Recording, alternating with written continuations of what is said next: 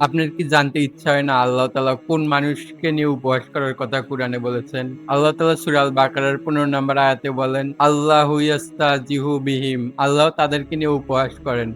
এখন কাদেরকে নিয়ে উপহাস করেন? তারা কি করেছে? এর আগের আয়াতে আমরা মুনাফিকের একটা চরিত্র সম্পর্কে জেনেছিলাম। তারা মুমিনদের কাছে এসে বলে, "আমরাও ঈমান এনেছি" এবং তারা যখন শয়তানের সঙ্গে সাক্ষাৎ করে তখন তারা বলে, "আমরা শুধু তাদের সঙ্গে মজা করছি।" আল্লাহ তাআলা এমনি তাদেরকে নিয়ে উপহাস করে না। বরং তারাই ১ম এ মুমিনদের নিয়ে হাসি ঠাট্টা করে। এজন্য আল্লাহ তাআলা এর প্রতিশোধ স্বরূপ তাদেরকে নিয়েও উপহাস করেন। আল্লাহ তাআলা সূরা শুরার ৪০ নম্বর আয়াতে বলেন, "মন্দের প্রতিফল তো অনুরূপ মন্দই।" সূরা আলে ইমরানের ৫৪ নম্বর আয়াতে আল্লাহ তাআলা বলেন, "অতঃপর তারা ষড়যন্ত্র করল এবং আল্লাহ তাআলা কৌশল প্রয়োগ করলেন।" এখানে তারাই ১ম এ আল্লাহ তাআলার দ্বীনের প্রতি ষড়যন্ত্র করে। আল্লাহ তাআলার বান্দাদেরকে নিয়ে হাসি ঠাট্টা করে। তারাই মুমিনদেরকে নিয়ে হাসি ঠাট্টা করে। এজন্য এটার শাস্তি স্বরূপ আল্লাহ তাআলাও তাদেরকে উপহাস করেন, তাদেরকেও লাঞ্ছিত করেন এবং তাদের জন্য তো আখিরাতে অবশ্যই ভয়ংকর শাস্তি আছে। এরপর আল্লাহ তাআলা বলেন, "ওয়া ইয়ামুদ্দুম ফি তুগয়ানিহিম ইয়ামাহুন" আল্লাহ তাদেরকে সীমা লঙ্ঘনের মধ্যেই ছেড়ে দেন।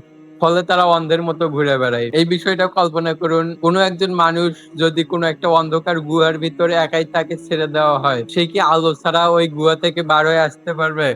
কারণ চারিদিকে অন্ধকার। সে কিছুই চোখে দেখতে পাচ্ছে না। সে ওখানেই ঘুরে বেড়াবে সারাদিন। সারাদিন সে অন্ধকারের মাঝেই ঘুরে বেড়াবে।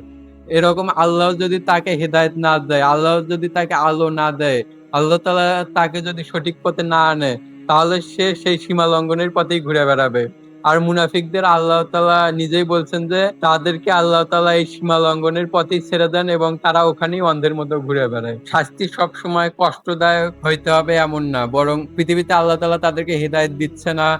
তারা যে এই পাপ কাজের মাঝেই আছে এটাও এক ধরনের শাস্তি। আসলে এটা তাদের নিজের দোষের কারণেই। তারাই ১ম এ মুমিনদেরকে প্রতারিত করতে চেয়েছিল। এজন্য আল্লাহ তাআলা তাদের এই অবস্থা করে দিয়েছেন। আল্লাহ তাআলা আমাদের অন্তরকে জীবিত রাখুক এবং এমন শাস্তি থেকে আমাদেরকে হেফাজত করুক।